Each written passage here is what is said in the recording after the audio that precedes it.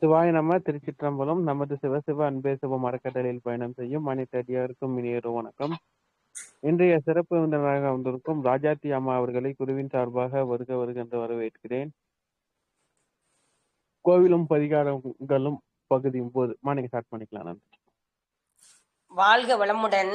திருச்சிற்றம்பலம். வணக்கம். சிவசிவ அன்பே சேனல் குழுவில் பயணிக்கும் நிர்வாகிகள் அனைவருக்கும், குழுவில் பயணிக்கும் அனைவருக்கும் வாழ்த்துக்களையும் வணக்கங்களையும் குறிக்கொண்டு, இன்று எனக்கு கற்றுக் கொடுத்த அனைத்து குருமார்கள் பாதம் பணிந்து நான் நாமக்கல் மாவட்டத்திலிருந்து ஜோதிட பேராசிரியர் டாக்டர் ராஜாத்தி அவர்கள் MA அஸ்ட்ரோ PhD பேசுகின்றேன். இன்று எனக்கு கொடுக்கப்பட்ட தலைப்பு கோவில் பரிகாரங்களும் அதன் வழிபாடுகளும். இன்று அற்புதமான புதன்கிழமை, தசமி திதி, ஒரு நன்னாள். இந்நன்னாளில் நாம் மிகச்சிறந்த பாக்கியமாகவும் புண்ணியமாகவும் பல சேஸ்திரங்கள் இருந்தாலும் சிவபெருமானின் அருளை சொல்ல சொல்ல கேட்டுக்கொண்டே செவிமடுக்க தேன் பாய்வது போல பாயும் அற்புதமான ஒரு புகழ்பெற்ற ஸ்தலம் என்று சொன்னால் அம்பாளின் பெருமையும் திருக்கடையூர் அபிராமி அம்பாள். திருக்கடையூர் என்றாலே அமிர்தகடேஸ்வரர் அபிராமி அம்மாளின் பெருமையை சொல்லி இயல மாறாது. இதை கேட்பவர்களுக்கே பல கோடி புண்ணியங்களும், சொல்பவர்களுக்கு அதைவிட பன்மடங்கு புண்ணியங்களும், இதை யூடியூப் வழியாக கேட்டுக்கொண்டிருப்பவர்களுக்கு சகல சௌபாக்கியங்களும் கிடைக்கும் என குறிக்கொண்டு அபிராமிப்பட்டருளிய அபிராமி அந்தாதி. திருக்கடையூரில் அருளாட்சி புரியும் அன்னை அபிராமியின் மகிமையை செந்தமிழ கவியாய் பாடி பணிந்தவர் அபிராமிப்பட்டர். இவர் இயற்றிய அபிராமி அந்தாதியை பாராயணம் செய்து பலன் கண்டவர்கள் பல பேர். எனவே யாவரும் படித்து இந்நூல் சிறப்பாக இயற்றுவதற்கு திருக்கடையூர் அபிராமி அம்மாயன் கடைக்கண்கள் பார்வை சிறப்பாக அமையும். இதை எழுதியவர் புலவர் கல்லை ஆதுரி. கைவந்த கலைகளில் கவிதையும் ஒன்று, காலூன்று நின்றிடும் காலத்தை வென்றதென முன்பு ஒரு நாள் சொல்வது போல, கவிதை என்பது தவம். தவம் மட்டுமல்ல, சித்த விளையாட்டும் கூட.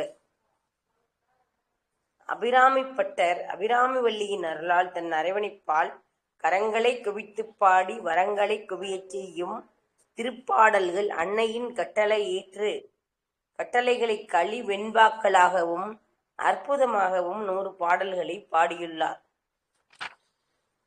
அப்பேற்பட்ட அற்புதமான அபிராமிப்பட்டரின் வரலாறை இன்று சொல்வதற்கு இந்த பிரபஞ்சத்திற்கும் இந்த வாய்ப்பை ஏற்படுத்தி கொடுத்த சிவபாலகிருஷ்ணன் தம்பி அவர்களுக்கும் முதலில் நன்றி கலந்த வணக்கத்தை தெரிவித்துக் கொண்டு, அபிராமி அந்தாதி சகலகாரிய சித்தம்.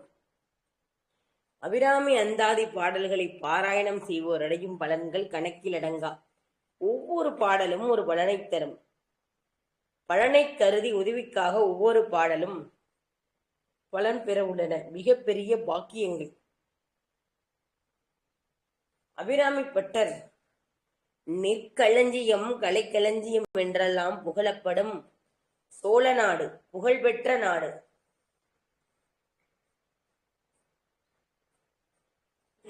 சைவம் தலைத்தோங்க ஞான சம்பந்தர் தோன்றிய திருவடல் நாடு என்றும் சொல்லலாம். இந்நாட்டில்தான் ஏறத்தாழ 300 ஆண்டுகளுக்கு முன்பு அபிராமிப்பட்டர் தோன்றினார். மாயூரத்தில் இருந்து பூம்புகார் செல்லும் வழியில் இயற்கை எழில் கொஞ்சும் மிக பெரிய அற்புதம் வாய்ந்த ஸ்தலமாக திருக்கடவூரில் அந்தணர் மரபில் ஞான குழந்தை போல் இவர் பிறந்தார். இவருடைய இயற்பெயர் தெரியவில்லை. ஆயினும் அன்பிகையின் அருளால் கடலில் மூழ்கி இசைக்கலையிலே வல்லவராய் விளங்கிய இவருக்கு அத்திருத்தல தம்பிகையின் திருநாமத்தை சேர்த்து அபிராமிப்பட்டர் என வழங்கியது சாலச் சிறந்தது. இவ்வம்மையின் மீது பட்டர் அவர்கள் பதிகம் ஒன்று, கீர்த்தனம் ஒன்றும் பாடியதாக தெரிகின்றது. இவ்வடியார் சக்தி பூஜையும் யோக நெறியும் முறையே பயின்று வந்தார். அதனால் யோக சித்தி எய்து இன்றும் சிதாகத்தே அம்மை ஒளி வடிவமாகக் கண்டு பேரின்பத்தில் ஆழ்ந்திருந்தார். ஆதலால் இவரை பித்தர் போலவும் பேதையர் போலவும் பற்றற்று அனுபூதி செல்பவராய் விளங்கிய பட்டரை மற்றவர்கள் புரிந்து கொள்ள முடியவில்லை. ஏதோ ஒரு துர்தேவதையை ஆராதித்து வாமசரத்து முறத்தை கைகொண்டு பேதலித்து அலைகிறார் என்று அனைவரும் கருதி தூற்றினார்கள். திருவருள் பொங்கும் பேரானந்த நிலையில் மூழ்கிய எவரும் பிறரை ஒரு பொருட்டாக கருத மாட்டார்கள். பட்டர் அவர்களும் பிறரை ஒரு பொருட்டாக கருதவே இல்லை. அந்நாளில் தஞ்சையை தலைநகராக கொண்ட சரபோஜி மன்னர் ஆண்டு வந்தார். தெய்வ பக்தி மிகுந்தவர். ஒருத்தை அமாவாசை என்று அவர் காவிரி சங்கமத்தில் பரிவாரங்களுடன் நீராடச் சென்று திரும்பும் பொழுது ஸ்ரீ அபிராமி அம்பிகை தரிசனம் செய்திட திருக்கடவூரை வந்தடைந்து திருக்கோவிலுக்குள் சென்றார். அப்போது அச்சன்னதியில் தியான நிலையில் உலக நினைவு இன்றி அமர்ந்திருந்தார் பட்டர். அவருடைய முகத்தில் ஒளி தவழ்வதையும் பத்தொள்ளி வீசுவதையும் கூர்ந்து காணுற்ற சரபோஜி மன்னர் அருகில் இருந்தவர்களிடம் இவர் யார் என வினாவினார். அருகில் இருந்தவர்கள் இவர் ஒரு பித்தர், வேத விருத்தமான வாமாசாரங்களில் ஈடுபடுபவர், துர்தேவதையை வணங்குபவர் என்று கூறினார். அதை கேட்ட அரசர்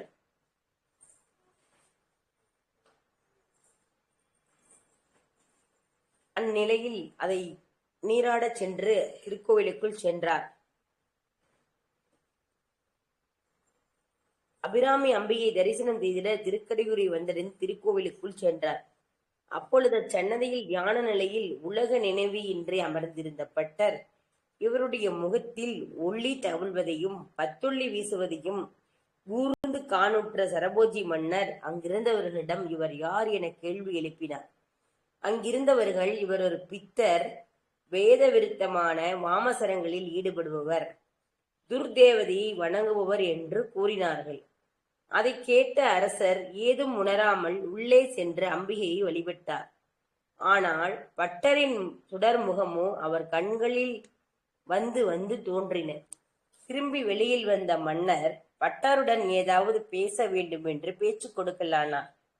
பட்டரே, இன்று என்ன திதி என்று காரணகாரியம் இல்லாமல் கேட்டார். அண்ட சராசரங்களை எல்லாம் அன்னை அபிராமியின் தோற்றத்தில் கண்டு கலைகொண்டு முழுமதியாய் அம்மையை காணுற்று மார்த்து நின்று கொண்டிருந்த பட்டருடைய செவிகளில் அரசனின் கேள்வி அரைகுறையாக விழுந்தது. முழுமதியின் ஒளிவட்டத்தை அம்பிகையின் திருவடியை கண்டு பரவசம் அடைந்து கொண்டிருந்த பட்டர் இன்று பௌர்ணமி என்று மன்னருக்கு பதிலுரைத்தார். அருகில் இருந்த அனைவருக்கும் ஒன்றும் தோன்றவில்லை. மேலும் அரசரே, இப்பொழுது உண்மை புரிந்து கொண்டது, நல்லதும் ஆகியது என்று அவர்கள் மகிழ்ந்தார்கள். அரசரும் இவர் உண்மர்த்தர்தான் என்றுணர்ந்து அரண்மனையில் எகிறினார். தியானம் கலைந்து எழுந்த பட்டர் நடந்ததை உணர்ந்து மிகவும் வருந்தினார். இந்த வஞ்சகர்கள் இதுவரை கூறியது இன்று மெய்யாகிவிட்டதே என்று கலங்கினார். உடனே பட்டர் வைராக்கியம் மேலிட எழுந்து சென்று அம்பிகையின் சன்னதியில் ஆழ்ந்ததொரு குழி வெட்டி அதில் தீ மூட்டி அதன் மேல் ஒரு விட்டத்தில் இருந்து 100 ஆரம் கொண்ட ஓர் உரியை கட்டி தொங்கவிட்டார். அதன் மேல் ஏறி அமர்ந்து அம்பிகையை மனதால் நினைத்து தலையால் வணங்கி சோர்வினால் வந்த பெரும்பலியை துடைத்து தரணி போற்றும் தலைமையை தாராள் எனில் என் உடலை இவ்வெறிக்கிட்டு உயிர் துறப்பேன் என வேட்கை பொங்க சபதமிட்டு உதிக்கின்ற செங்கதிர் என்ற தொடங்கும் இந்த அந்தாதி பாடலை பாடத் துவங்கினார். ஒவ்வொரு பாடலும் முடிந்த உடனே உரியின் ஒவ்வொரு கயிற்றும் அறுத்து கொண்டே வந்தார் பகலவனும் மறைந்தார். அதாவது சூரிய பகவான் மறைகிறார். அப்பொழுது 79 பாடலாகிய வெளிக்கே அருளுண்டு அபிராம வள்ளிக்கு இதம் சொன்ன வழிக்கே வழிபட நெஞ்சுண்டும் எம்மை பவளி கடக்கே பழிக்கே சுழன்று பாவங்கள் செய்து வாழ் நரக புலிக்கே அழுந்தும் கயவர்தம் என்ன பட்டினியே என்ற பாடல்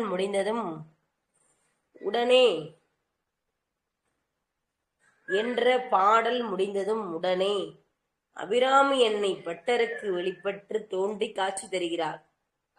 தன் தாடங்கம் ஒன்றை கழற்றி எடுத்து வான வீதியில் தவளவிட்டாள். தாடங்கம் என்றால் மூக்குத்தி.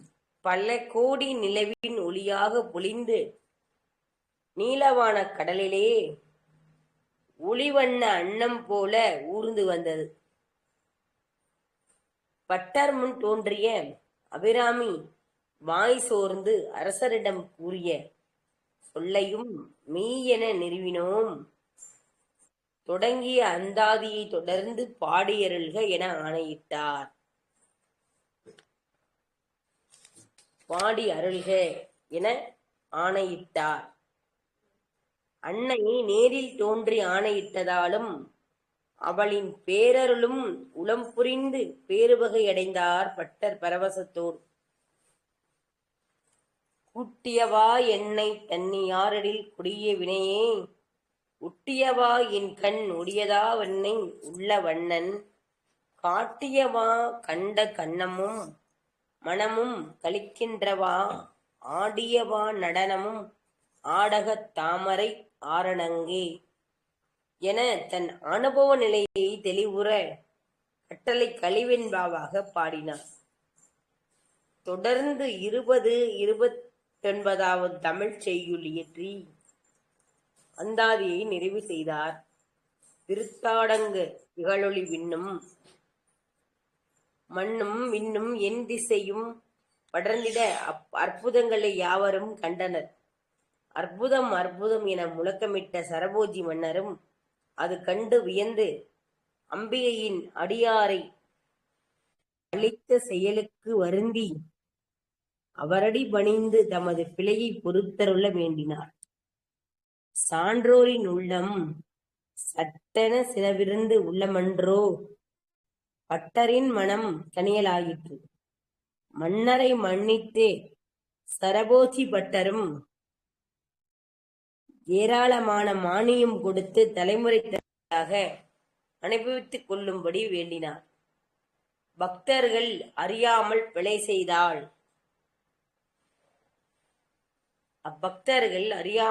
செய்தாலும் தம் பிழைக்காத உளமாற வருந்தினார்கள். அம்மையின் புகுந்தார்கள். பக்தரும் அணுவளவும் பழிவராத அருள்பாலிக்கும் பெருந்தகமையை அன்னை அபிராமிக்கே உள்ளதாகும். அம்மில் தம் அணைய இவ்வதந்தியை இடைவிடாமல் ஓதி உணர்பவர்கள் இம்மையிலும் அனைத்து நலன்களை பெறுவார்கள்.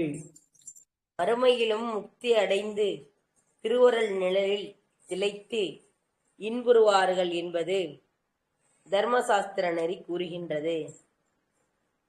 ஸ்ரீ அபிராமி பட்டர் கள்ளவர்ண பிள்ளையார் காப்பு. நாம்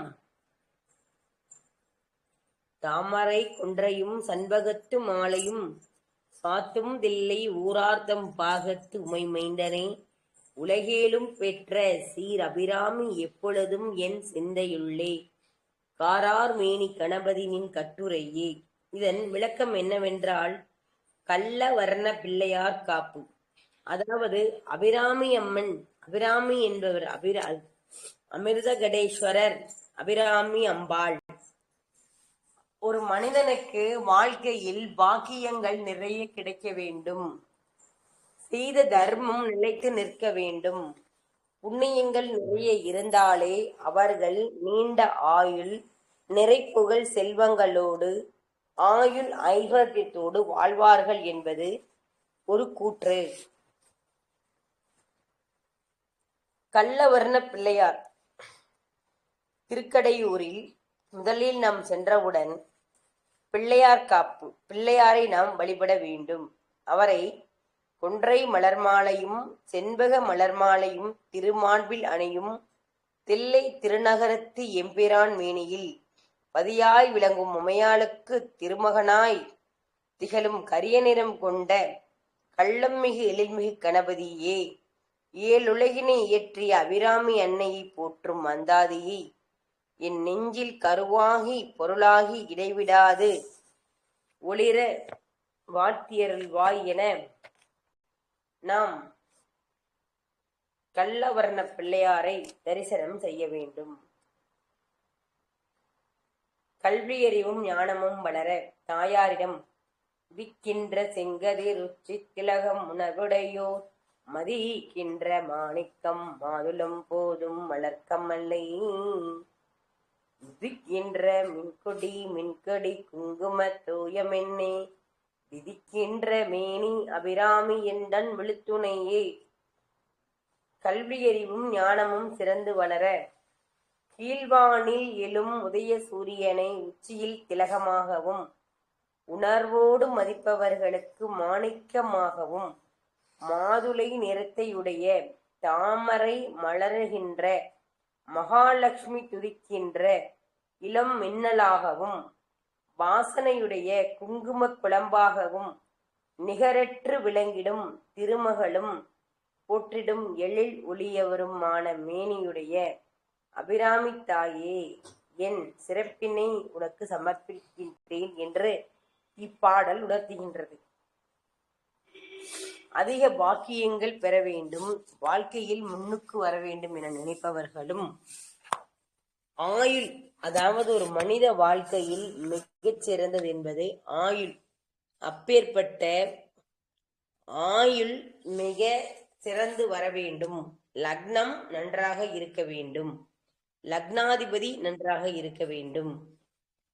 லக்னாதிபதி 6ஆம் இடம், 8ஆம் இடம், 12ஆம் இடங்களில் ஜாதகத்தில் மறைதல் கூடாது.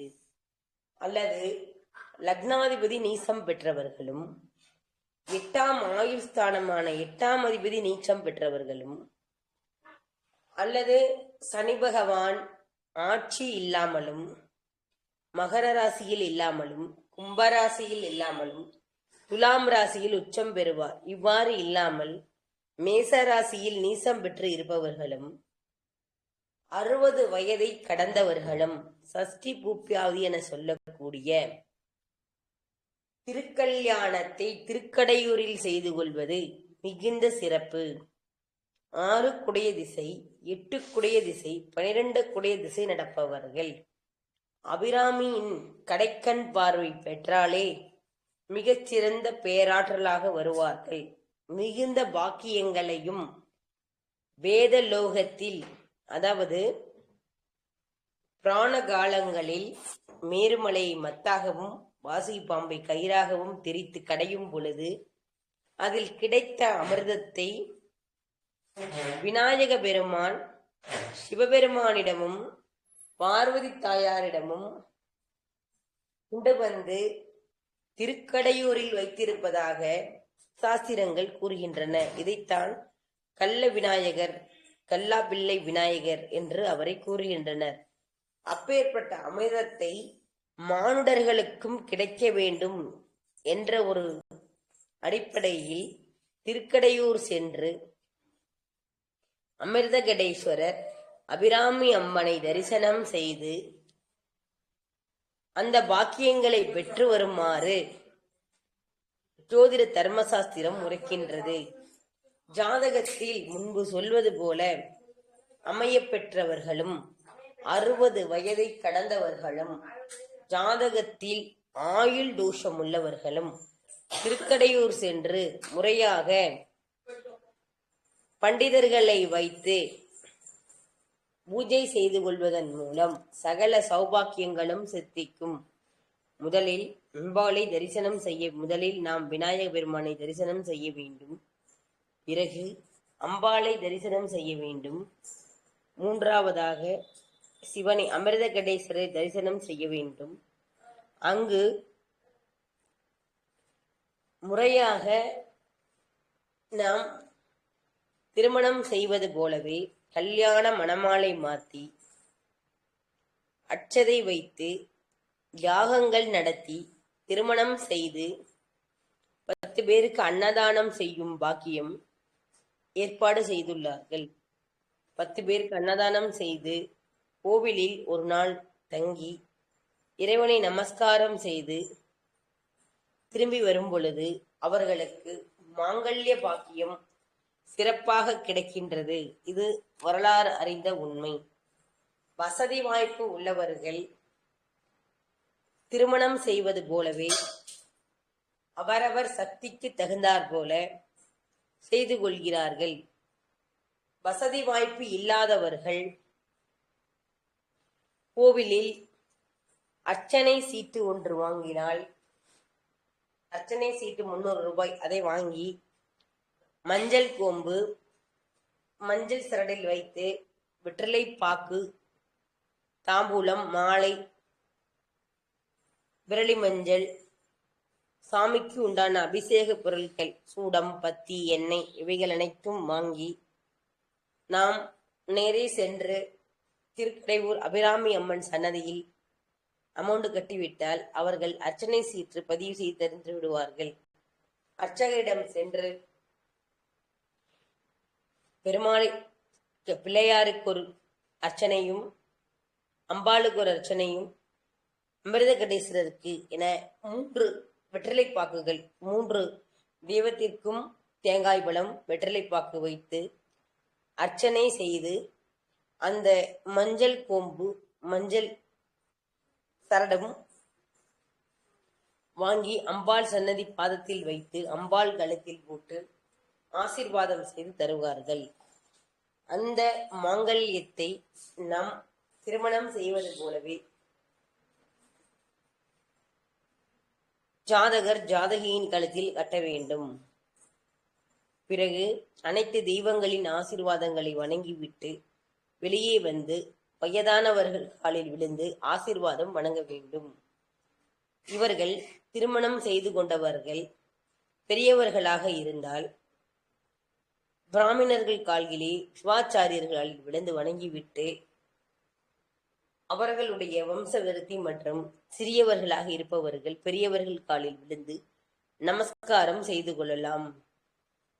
நமஸ்காரம் செய்து கொண்டு அவர்கள் சீலை மற்றும் ஜாக்கெட், வெற்றிலை பாக்கு, மஞ்சள் கயிறு, குங்குமம் வைத்தும் பிரசாதமாக தரலாம். பிரசாதமாக சாப்பாடு, தக்காளி சாதம், தயிர் சாப்பாடு, சர்க்கரை பொங்கல், சாக்லேட் அவரவர் வசதிக்கு தகுந்த மாதிரி விநியோகம் செய்வதும் சிறந்த பலனை தரும். இவ்வாறு செய்து அவர்கள் கோவில் வாசலில் இருந்து வெளியில் வந்து யானையிடம் நமஸ்காரம் வாங்கிக் கொண்டு வெளியில் திரும்பும் பொழுது அவர்களுக்கு பூர்ண ஆயுள் பெற்று மீண்டும் வாழ்க்கையில் சிறப்பாக வாழ்வார்கள். அவ்வாறு கோவிலுக்கு செல்ல முடியாமல் கஷ்டப்படுபவர்களும் மிகுந்த கஷ்டத்தை அனுபவிப்பவர்களுக்கும் அபிராமி அந்தாதி, அபிராமி பட்டருடைய வரலாறை நாம் இன்று சொன்னோம். அபிராமி அந்தாதி பாடல் மிகச்சிறந்த பலனை தரும். அதில் முதல் பாடலாக நாம் இப்பொழுது பிரிந்தவர்கள் ஒன்று சேர துணையும் தொழும் தெய்வம் பெற்ற தாயும் சுருதிகளின் பனையும் குழுந்தும் பதிகொண்ட வேபரணி மலர் பூங்கனையும் கற்பு சிலையும் மென் பாசாங்கூசம் கையில் அணையும் திரிபுரா சுந்தரியாவது அறிந்த நம்மே. அதாவது பிரிந்தவர்கள் ஒன்று சேர. இதன் பொருள் தமிழில் என்னவென்றால், குளிர்தரும் மலரினை அம்பாகவும் இனிய கரும்பினை வில்லாகவும் பாசமும் அங்குசம் கரங்களில் பெற்றிருக்கும் திரிபுரா சுந்தரி தாயே, எனக்கு துணையாகவும் நான் தொழும் தெய்வமாகவும் இருப்பவளே, என்னை பெற்ற தாயே, நீ வேதமாகவும் அவற்றின் கிளையாகவும் சகைகளாகவும் துளிகளாகவும் உபநிடமாகவும் அதன் வேராகவும் பிரணவமாக விளங்குகின்றாய். நின் தெய்வீக அருளால் அறிந்தனனே என விளக்கத்தை கூறுகின்றார். நாம் தீயவர்களிடம் விலகி இருக்க, அறிந்தேன் எவரும் அறியாமறையை அறிந்து கொண்டு செறிந்தேன் திருவடிக்கே. திருவே வெறுவி பிரிந்தேன் நின் அன்பர் பெருமையும் எண்ணாத கரும நெஞ்சால் மறிந்தேன் விழுகுணர உறவாயா மனிதரையே. இதன் பொருள் என்னவென்றால், அன்பர்க்கெல்லாம் அருள் செல்வம் வணங்கிடும் அபிராமி அன்னையே, நின் அடியாரை நினைக்காத தீவினையாய் மீண்டும் மீண்டும் நரகத்தில் வந்து வீழ்ந்தாலும் மடையாள்களை விட்டு பிரிந்து வந்து விட்டேனே. அதன் நிமித்தம் ஒருவரும் உணராத வேற பொருளை உணர்ந்தேன். உணர்ந்ததால் உன் திருவடியை அடைக்கலமாக பற்றி கொண்டேன். இது இதன் பொருள். லட்சியங்கள் நிறைவேற நாம் பாட வேண்டிய பாடல். மனிதரும் தேவரும் மாயா முனிவரும் வந்து சென்னிய புனிதரும் சேவ கொடிமடலே. ஒற்றைவா சடைமேல் மனிதரும் திங்களும் பாம்பும் பகீரதியும் படைத்த புனிதரும் நீயும் என் பொந்தி எந்நாளும் பொருந்துகவே. இதன் அற்பொருள் என்னவென்றால், மக்கள், தேவர், மரண பயமுற்ற முனிவர்கள் அனைவரும் வந்து தங்களது சிரங்களால் பணிந்தும் செம்மலர் பாதங்களையுடைய இளமை மிகும் அபிராமி தேவியே, கொன்றை நறுமலர் மாலை சூடிய சடையின் மேல் குளிர்ச்சியையும் சந்திரனையும் பாம்பையும் பாயும் கங்கையும் அணிந்த பிரியவராகிய பரமனும் நீயும் என் நெஞ்சுள் என்று வீற்றிருக்கும் அருள் புரிய வேண்டும் என்று பாடல் உணர்த்துகின்றது.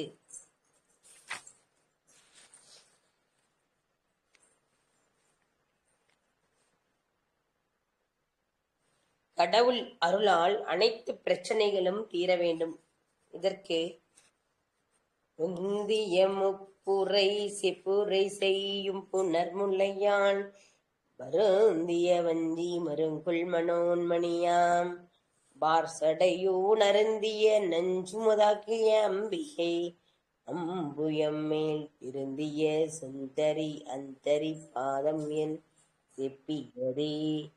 இதன் பொருள் என்னவென்றால், உயிர்கள் உற்ற துணையாய் 3 வகையாக வடிவுடைய திரிபுரா சுந்தரியே, செப்பை உபையாக கூறும் நெருங்கிய குஜங்களின் பாரத்தால் தளர்வுற்று கொடி போன்ற இடையுடைய மனோன்மணியே, நீண்ட சடைமுடியை சிவன் அருந்திய நஞ்சை அமுதாக்கிய உமாதேவி தாயே, பேரழகான தாமரை மலரில் வடிவுடன் திகழும் லக்ஷ்மியும் அந்தரியுமாக இவ்வன்னையின் தாமரையை காட்டிலும் மெல்லிய திருப்பாதங்களை என் தலைமேல் கொண்டேன் என இப்பாடல் எடுத்துரைக்கின்றது. ஜபம் மற்றும் பூரண பலனை பெற சென்னியது உன் பெற்றிருவடை தாமரை மலர் சிந்தையுள்ளே, மன்னியது உன் திருமந்திரம் சிந்து வண்ணாரப் பின்னே, முன்னியனின் அடியாருடன் கூடி முறைமுறையே பண்ணியது என்னும் தம் பராகமம் பத்ததியே என்ற இதன் பொருள், செக்கச் சிவந்த திருமேனியுடன் திகழும் அபிராமி அன்னையே, உன்னுடைய ஒளிமிகும் திருப்படி தாமரை பூத்த பாதங்கள் என் தலைமேல் திகழ்ந்திருக்கும் உன் திருமூல மந்திரம் என் நெஞ்சில் ஒலித்துக் கொண்டிருக்கின்றது. உன்னை தினம் தொழும் திருவடியார்களும் கலந்து ஆராய்ந்து எந்நேரமும் நான் பாராயணம் செய்தது நின்னை ஏற்றி புகழும் ஆகம நெறியும் அன்றே தாயே என வணங்கும் முறையாகும். நாம் வாழ்வில் அனைவருடனும் இணக்கமுடன் இருந்திட சொல்ல வேண்டிய பதிகம். தரியுறு மத்தி சுழல்லும் மின்னாவி தள்ளர் விழதோ, கதியுறு வண்ணம் கருது கண்டயமலாளனையும் மதியுறு மேனி மகிழ் நனும் மணலும் வணங்கியன் துதியுறு சேவடி சிந்தூரண சுந்தரியே அபிராமியே. இதன் தமிழ் பொருள் என்னவென்றால், வண்ணத் தாமரையில் வாழும் பிரம்மனும் கீற்று பிறநிலாவை அணிந்த உன் கணவனும் ஆகிய சிவனும் திருமாலும் வணங்கி போற்றுகின்ற வண்ண சீராடியுடைய அபிராமியே, சிந்தூரத் திலகமாக ஜொலிக்கும் சுடர்முகம் சுந்தரியே, தயிர்கடையும் பொழுது மத்து சுழடுவதைப் போல இப்பூமியில் பிறப்பு வாழ்க்கை இறப்பென உயிர் சுழண்ட சுழண்ட ஆடி நலிந்திடாமல் நல்வாழ்வடைய நீ அருள் புரிவாயாக என இப்பாடல் எடுத்துரைக்கின்றது. ஒரு மனிதன் வாழ்க்கையில் நல்ல மன பக்குவத்துடன் வளர சொல்ல வேண்டிய பதிகம். சுந்தரி எந்தை துணைவி என் பாசத்தொடர எல்லாம் மந்தரி சிந்தூர வண்ணத்தினான் மகிடன் தலைமேல் அந்தரி நீட்டி அழியாத கண்ணிகை ஆரணத்தோன் கந்தரி கைத்தாளான் மலர்த்தாள் என் கருத்தனவே. இதன் பொருள் என்னவென்றால், சுந்தர பேரழகி என் அபிராமி என் அப்பன் சிவனின் துணைவி என்ன அகப்பற்றையும் புறப்பற்றையும் போக்கிடும் செந்தூர திருமேனி கொண்டவள், மகிடாசுரனின் தலைமேல் நின்று அவனை அழித்தவள், அந்தரி என்றும் நீல நிறமுடைய காளியாகவும் நித்திய கன்னியாகவும் பிரம்ம கபலத்தை கையில் ஏந்திய திகழும் அந்த அம்பிகையின் திருப்பாத கமலங்களை நான் தியானிக்கிறேன் என்பது பொருளாகும். குழந்தைகள் நாம் வீட்டில் வளர்க்கும் குழந்தைகள் சிறந்த அறிவுடனும் சிறப்புடனும் வளர அவர்களுக்கு கூற வேண்டிய பதிகம்.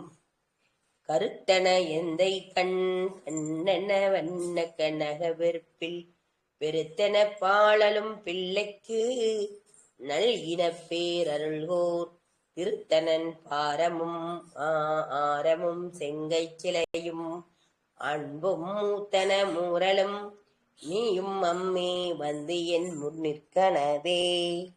இதன் பொருள் என்னவென்றால், அன்னை அபிராமியே என் அப்பன் சிவபெருமானின் கண்களிலும் நினைவிலும் என் நேரமும் ஒளிகின்றவளே, கனகமலை போன்ற பெருத்த அழுத திருஞான சம்பந்தருக்கு பால் அருளிய மார்பகங்களும் அதன் மேல் அசையும் மாலையும் செழுமையான கரங்களும் வில்லும் அம்பும் மயிலிறையின் அடிக்குறுத்தையுற்ற முத்து பற்களும் திருமுகத்தில் தோன்றிட பெரும் கருணையுடைய அம்பிகையே, நீ எனக்கு காட்சி தந்தருள வேண்டும் என கூறும் பதிகமாகும்.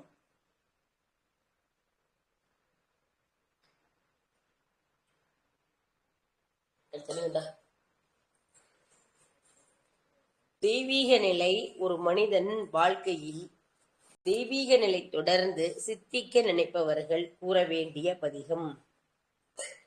நின்றும் இருந்தும் கிடந்தும் நடந்தும் நினைப்பதுன்னை என்றும் வணங்குவதுன் மலர்த்தாள் எழுதமறையனே. ஒன்றும் அருள் பொருளே அருளாம் உமையாயுமையத்து அன்றும் பிறந்தவளே அழியாத ஆனந்தமே.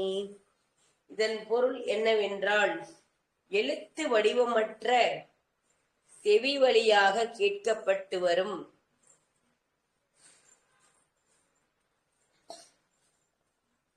பெருமை வாய்ந்த வேதத்தின் பொருளே, அருள் வடிவே அபிராமி உமையவளே, இமயமலையில் அவதரித்தவளே, அழிவில்லாத முக்தி என்னும் ஆனந்த ஒளியில் பிறந்தவளே, நான் நின்றாலும் இருந்தாலும் கிடந்தாலும் நடந்தாலும் என் நிலையில் வாழ்ந்தாலும் நின்னை நான் தியானிக்கின்றேன் தாயே, உன் அருள் மனம் கமலும் மலர் பாதங்களை சரணாகதி அடைகின்றேன் என்று பொருள்.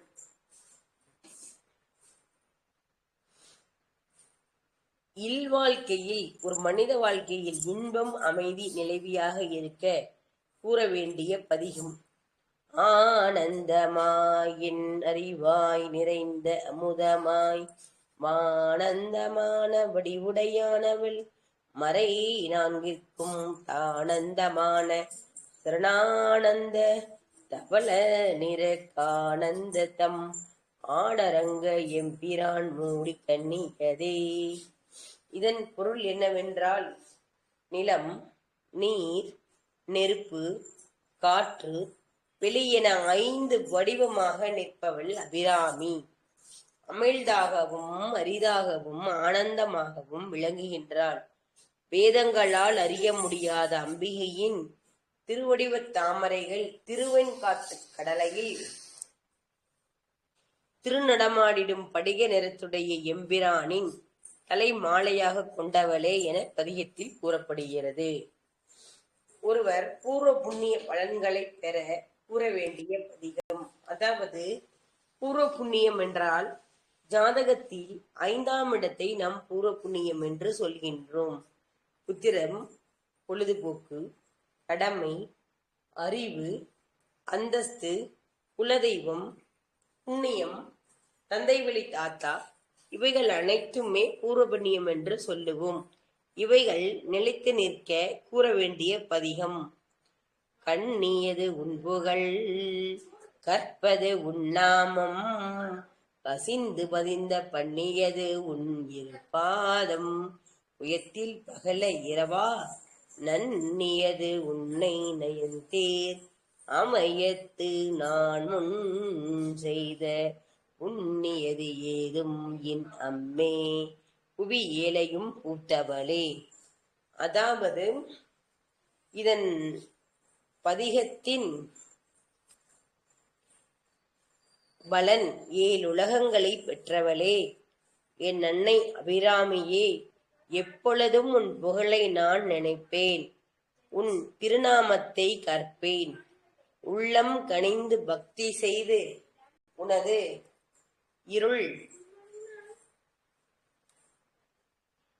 உனது திருநாமத்தை கற்பேன், உள்ளம் கனிந்து பக்தி செய்து உனது இரு திருவடி தாமரை மலரையே இரவு பகல் எப்பொழுதும் நான் கலந்து ஒன்றிலிருந்து நின் திருவடியார்களை புனித நிலைமைகளை நான் அடைந்திட இதற்கு முன் என்ன புண்ணியம் செய்தேனோ என்று கேட்பதைப் போல இப்பாடல் அமைந்துள்ளது. அபிராமி அந்தாதியின் 13வது பாடலாக வாழ்வின் உயர்வு தாழ்வுகளில் சமநோக்கு உண்டாக நாம் பாட வேண்டிய பதிகம். பூத்தவளே புவனம் 14 பூத்த வண்ணம் காத்தவளே பின் கரந்தவளுக்கு கரை கண்டவனுக்கும் மூத்தவளே என்றும் மூவா முகுந்த இளையவளே மாதவளே உன்னையின்றி மற்றோர் தெய்வம் வந்திருப்பதே. இதன் பதிகத்தின் செய்யுள் உலகம் 14ஐயும் மலரச் செய்தவளே, அவ்வாறு மலர்ந்த அவ்வுலகங்களை காப்பவளே, பெற்றதைப் போலவும் தம் முன் அவ்வுலகங்களை மறந்திருப்பவளே, திருநீலகண்டனுக்கு மூத்தவளே, திருநீலவண்ணனின் தங்கையே, மாதவத்தின் தலைவியே, தாயே, உன்னையன்றி நான் வேறொரு தெய்வத்தை என்னுள் வணங்கிட வேணா என்பது பொருள் ஆகும்.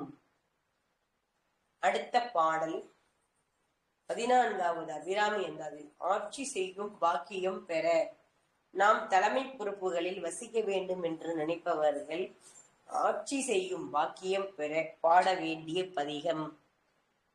வந்திருப்பவர் உன்னை வானவர் தானவர் ஆனவர்கள்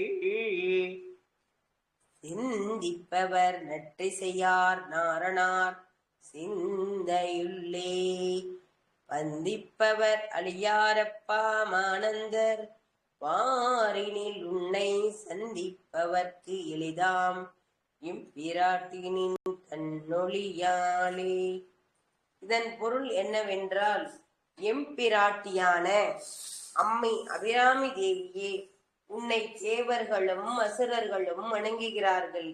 பிரம்மனும் விஷ்ணுவும் மனதை ஒருமுகப்படுத்தி உன்னையே தியானிப்பார்கள். ஆனால் உன் மனதில் உன்னுடன் கட்டுண்டு வசப்படும் மேலான ஆனந்த வடிவராகிய சிவபெருமானே ஆகிறார். எவ்வுயிராயினும் உன்னை வணங்கி துதிப்பவர்களுக்கு நீ எளிதில் அருள் புரிகின்றாய் என்ற நின் கருணையே தாயே என்று இப்பாடல் கூறப்படுகிறது. 15வது பாடலாக நிலையான செல்வமும் ஆனந்தமும் அடைய. ஒரு மனிதனுக்கு வாழ்க்கையில் நிலையான செல்வமும் ஆனந்தமும் வேண்டும். இதை அனைவரும் யோசிப்பார்கள். அதில் அபிராமி அந்தாதியின் 15வது பாடலாக தன்னழைக்கும் என்றும் முன்னே பல கோடி தவங்கள் செய்வார், மண்ணளிக்கும் செல்வமோ பெறுவார், மதிவானவர்தம் விண்ணளிக்கும் செல்வமும் அலையாமுத்தி வீடும் அன்றோ, அண்ணளிக்கும் பரிமலையாளை கையிலேயே. இதன் பொருள் என்னவென்றால், நிலையான செல்வம் நிலைத்து நிற்க இனிய இசையை மொழியாக பேசும் பரிமள திருமேனியுடைய பைங்கையைப் போல் திகழும் அபிராமி அன்னையே, உன் திருவருளை நாடி கோடி தவங்கள் செய்பவர்கள் இவ்வுலகை ஆட்சி ஒன்றை முற்றுமா பெறுவார்கள். திவ்ய நலமாலும் தேவலோகை ஆளும் பேரின்பத்தையும் முக்தியையும் பேற்றினையும் அடைவார்கள் என்பது இதன் பொருள். 16வது பாடலாக யோக சாதனையில் சித்தி பெற இளியே கிளைஞார் மானத்தே கிடந்தும் சிலந்தொடிக்கும் ஒளியே ஒளிரும் ஒளிக்கிடமே என்னில் ஒன்றுமில்லா வெளியே வெளிமுதல் பூதங்கள் ஆகி விரிந்தம்மே அடியே நறிவளவிற்களவாததிசயமே. இதன் பொருள், இலையை போன்றவளே, அடியார்களின் மனதில் விளங்கும் பேரொளியே, பிரகாசிக்கும் பிரகாசத்திற்கும் இடமான பிரகாசித்து ஒளிரும் ஒளியின் மூல அணுத்திரளே, ஆராய்ந்தறிய இயலாத உட்பொருளே, நிலம் நீர் காற்று விசும்ப தீயென விரிந்து நிறைந்த தாயே, என் அறிவிற்கு மட்டும் புலப்படும் பேரதிசய திருவருள் நீயம்மா என்று இப்பாடலின் கூற்று உரைக்கின்றது. பெண்கள் திருமணமாகாமல் இருப்பவர்கள், நீண்ட நாள் வரன் அமையாமலும் அல்லது திருமணமாகி அவர்கள் டைவர்ஸ் என்ற நிலை மற்றும் கணவனை இழந்து மறு என்ற கதி இருப்பவர்களுக்கும் இந்த பதிகத்தை பாட வாழ்க்கையில் சகல சம்பத்துக்கள் கிட்டும். பெண்களுக்கு நல்ல வரனும் சிறந்த வாழ்வும் அமைய அதிசயமான வடிவுடைவானால் அரவிந்தமெல்லாம் ஒதிசயவானன சுந்தரவள்ளி துணைரதி பதிசயமான தபசயமாக முன் பார்த்தவர்தம் மதிசயமாக அன்றோ வாமபாகத்தை வமியதே. இதன் பொருள், தேவி அபிராமியின் அன்பும் அருளும் பொங்கும் எழிலுடையவள், அத்தனை தாமரை மலர்களையும் துதிக்கும் வெற்றும் மிகும் முகுத்தளவும் சுடர் வீசும் கொடி போன்றவள். அத்தகைய அம்பாள் ரதிதேவியின் மணாளாகிய மன்மதன் முன்பு பெற்ற வெற்றியெல்லாம் தோல்வியாகும்படி விழியால் எரித்த எம்பிரானின் மனதை விழியால் வெற்றி கொண்டு இடபாகத்தில் அமர்ந்தவளே என்று இந்த பாடல் உணர்த்துகின்றது. வாழ்க்கையில் மனிதனுக்கு தீர்க்காயிலும் ஆரோக்கியமும் வளர இப்பதிகத்தை 18வது பாடலாக பாடுகின்றோம்.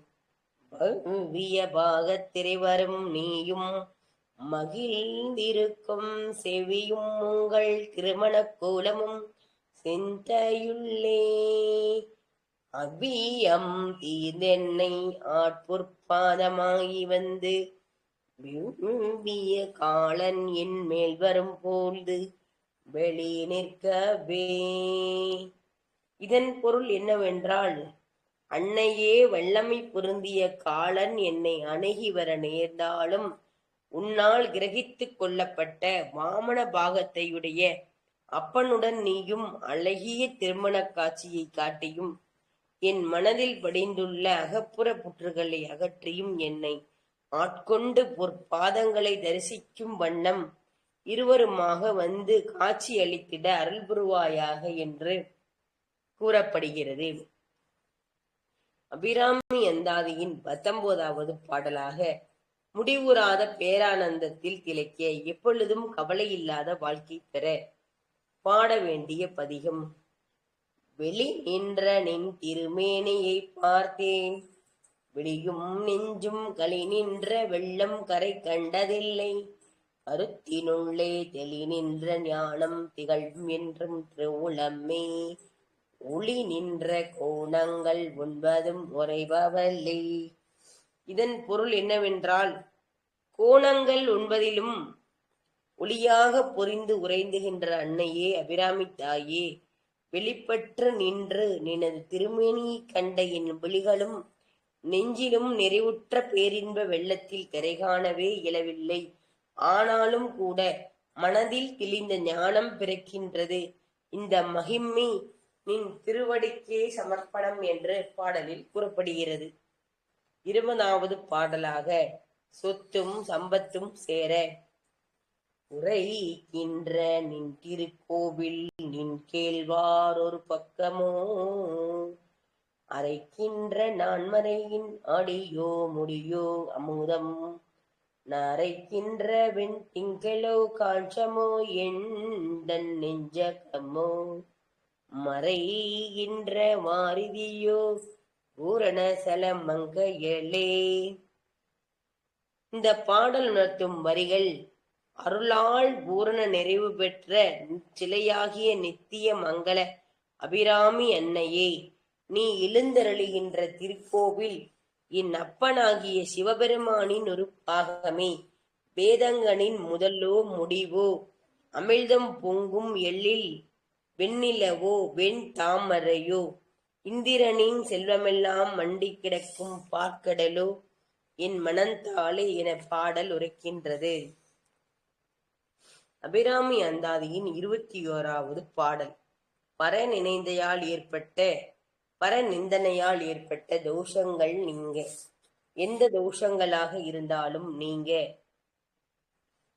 மங்கல்லை செங்கல்லை சம்முளையாள் மாலல்லையாள் வருண சங்கல்லை செங்கல்லை சகல கல்லா தமுகங்கை உங்களை தங்கும் புரி சடையோன் உடையாளை பிங்களை நீலி செய்யாளை பிள்ளையாள் பசும் பொன் கொடியே. அதாவது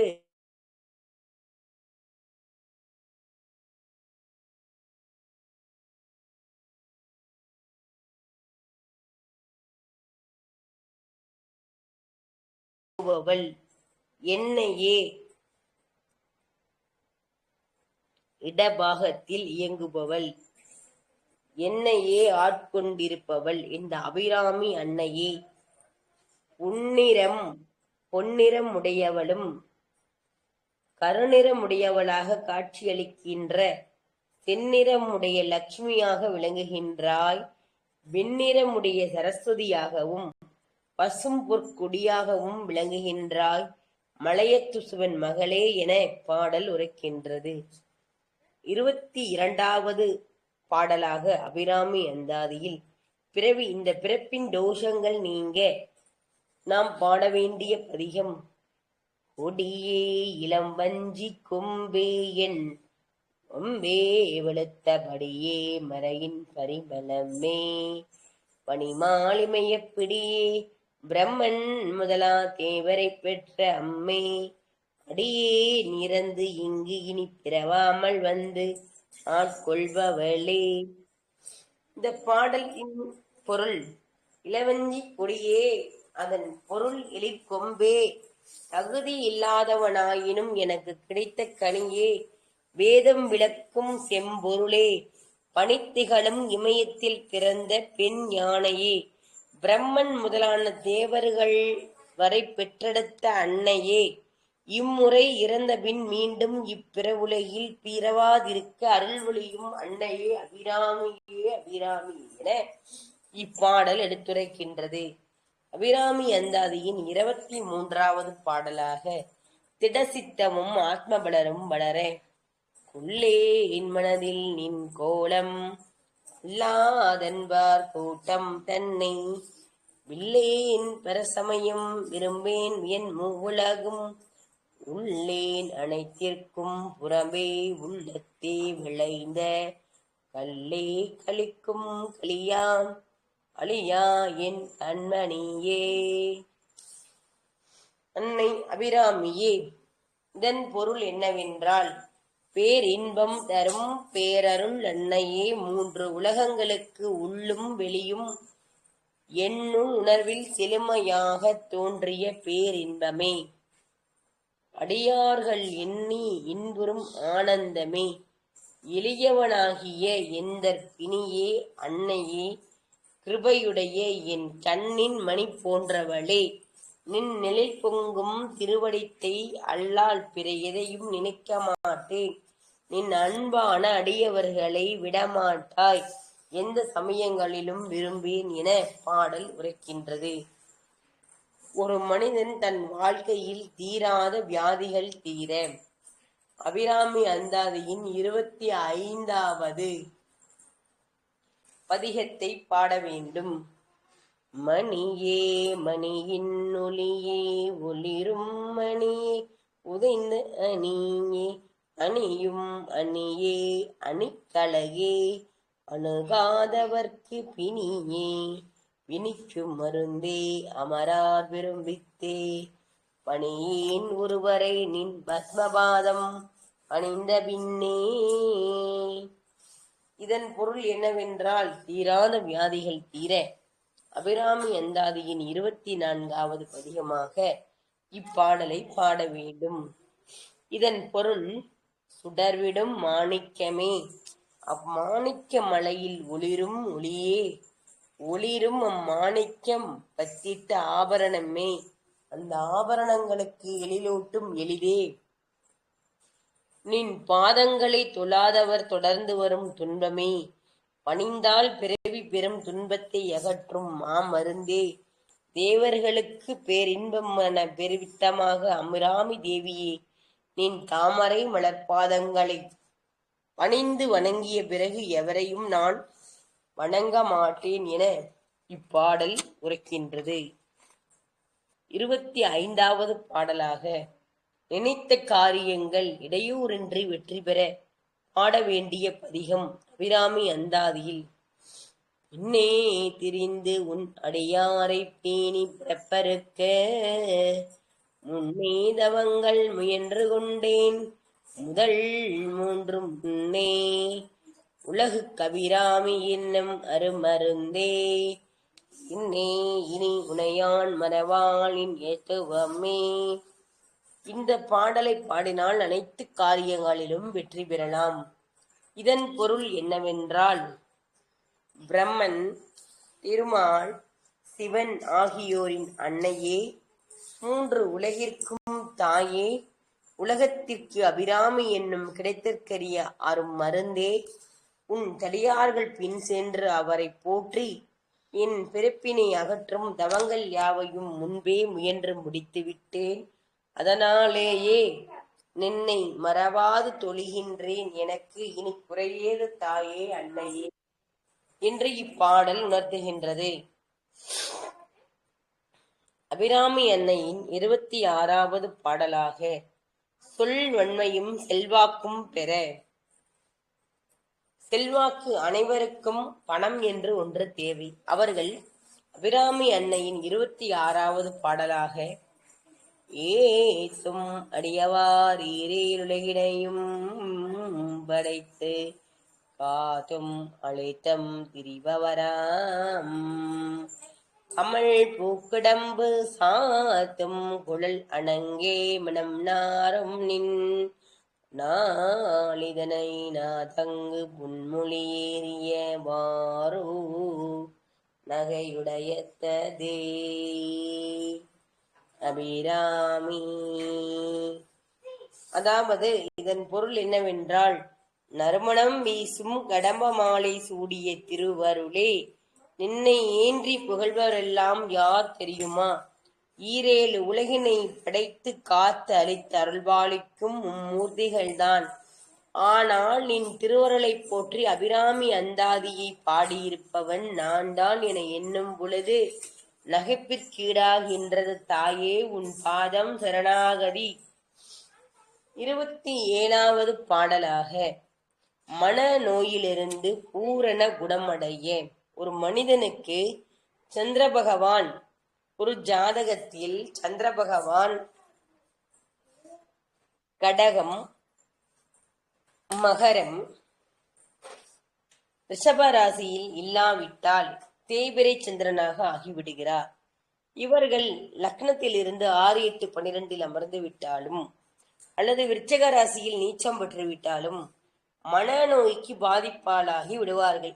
அவ்வாறு இருக்க பெற்றவர்கள் மனநோயிலிருந்து பரிபூர்ணமாக குணமுடைய அபிராமி அந்தாதியின் 27வது பாடலாக, உடை தனை பஞ்ச பிறவியை உள்ளும் உருகும் அன்பும் படைத்தனை பத்தபதியுகம் சூடும் பணி எனக்கே, அடை தனை நெஞ்ச தழுக்கை எல்லாம் நின் நல்புணலான் துடைத்தனை சுந்தரியன் அருளான் என்று சொல்லுவதே.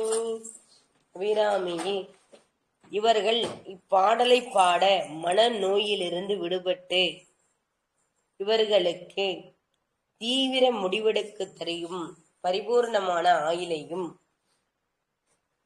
மனநோயிலிருந்து பாதிப்பையும் விரட்டி விடுவார். எந்த முடிவெடுத்தாலும் தெளிவாக இருப்பார்கள்.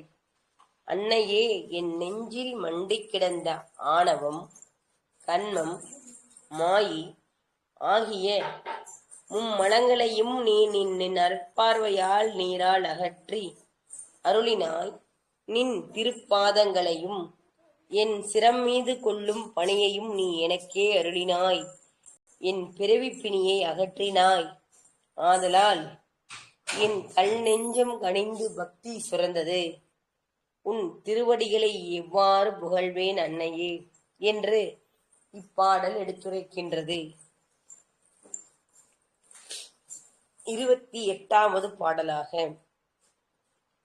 அனைத்து சுகங்களையும் பெற சொல்லும் பொருளும் என நடமாடும் துணைவருடன் உள்ளும் பரிமள பூங்கொடியே நின் புதுமலத்தான் அல்லும் பகலும் தொழும் அவர்க்கே அழியா அசுரம் சள்ளம் தவநெறியும் சிவகோலம் சித்திக்குமே. இதன் பொருள் என்னவென்றால், சொல்லும் அதன் பொருளும் போல் துணைவராகிய எம்பிரானுடன் இணை பிரியாது இணைந்து நிற்கும் கொடி போன்ற பேரன்புக்குரிய அன்னையே, புதுமலர் போல் திகழும் தின் பாத கமலங்களை பணிபவர்களுக்கு உலக அரச யோகம் கிடைக்கும், நன்னெறிகளுக்கான தவம் பலிக்கும், அதன் பின்பு சிவலோக வாழ்வு கைகூடும். சிவபெருமானின் பாதம் சரணாகதி அடைபவருக்கு சிவலோகம் கிட்டும் என இப்பாடல் எடுத்துரைக்கின்றது.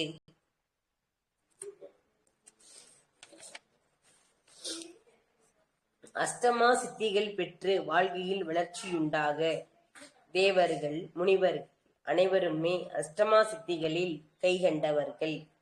சித்தியும் சித்தியும் தரும் தெய்வமும் திகழும் பெற சக்தியும் சக்தி தலைக்கும் சிவமும் தயில் முகழ்வார். முக்தியும் முக்தியும் வித்தாகி முளைத்தென்று புத்தியும் முன் புத்தியின் உள்ளே பிறக்க கந்தையன்றோ.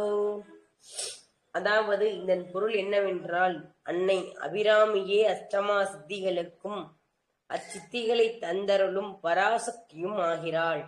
அப்பராசக்தி வெளிப்பட்ட காரணமாக திகழும் பரமசிவமும் அப்பரமசிவத்தை முனைந்து தவம் செய்யும் பக்தர்களும் முக்தியும் அம்முக்திக்கு விதையும் விதைக்கு முளையும் அம்முளைக்கு ஞானமும் ஞானத்தின் உட்பொருளாக புத்தியாகவும் அப்புத்தியில் நின்று அனைத்தையும் உலகையும் காக்கும் நாயகி நீயல்லவா என இப்பாடல் எடுத்துரைக்கின்றன. அபிராமி அந்தாதியின் 30வது பாடலாக விடாமல் வரும் தொல்லைகள். ஒரு மனிதனுக்கு வாழ்க்கையில் தொல்லைகள் அதிகமாக வருகின்றன. அது வராமல் காப்பதற்கு பாட வேண்டிய பதிகம். அன்றே தடுத்தாட்டென்னை ஆட்கொண்டாய், கொண்டதல் என்னை நன்றே உனக்கினி நான் என் செய்யனம். நடு கடலுள் சென்விழியேன் கரையேற்றுகை நின் திருவுலமே, ஒன்றே பல உருவம் அருவே என் உமையவளே. அதாவது பதிகத்தின் பாடல் விடாமல் வரும் தொல்லைகள் அகல, எதிரியின் தொல்லை, கடன் தொல்லை, எதிரி நோயினால் தொல்லை இருப்பவர்கள் இப்பாடலை படியலாம். அபிராமி அந்தாதியின் 30வது பாடல். தனித்திருவமே, பல்லூரு பரமன் தேவியே, உருவமற்ற அன்னையே, உன்னை என் தாயே, அன்றே என் தீமையிலிருந்து தடுத்தாட்கொண்டாய். அவ்வாறு ஆட்கொண்டதை இல்லை என்று மறுப்பதற்கு உனக்கு தகுதி என்றோ? ஆகையால் நான் இனி எது செய்தாலும், வாசக்கடலினுள் சென்று விழுந்தாலும் முக்தி என கரையேற்றுதல் நின் கருணையே கிடைக்க நல்லவா அபிராமி அன்னையே. அன்னையின் பாதம் சரணாகதி. இவ்வாறு அபிராமி அந்தாதியின் பாடலில் 100 பாடல்கள் கொடுக்கப்பட்டுள்ளன. அதில் தற்பொழுது காலதாமதம் காரணமாக 30 பாடல்களும் அதன் விளக்கங்களும் கூறப்பட்டுள்ளன. இதை கேட்டுக்கொண்டு இருக்கும் அனைவருக்கும், குழுவில் பயணிக்கும் அனைவருக்கும், பிரபஞ்சத்தில் இந்த அபிராமி அந்தாதியின் யூடியூப் வழியாக கேட்டுக்கொண்டிருக்கும் அனைவருக்கும் சகல சம்பத்துக்களும் நோய் நீங்கி, எதிரியின் கடல் கரணிலிருந்தும் குறைந்தும், நோய் நொடி இல்லாமல் பல்லாண்டு 16 ஐஸ்வர்யங்களும் பெற்று வாழ்வில் வளம் பெற வேண்டும் என கூறிக்கொண்டு, காலதாமதத்தின் காரணத்தினால் கொடுக்கப்பட்ட நேரம் மீண்டும் ஒரு பதிவில் சந்திக்கலாம்.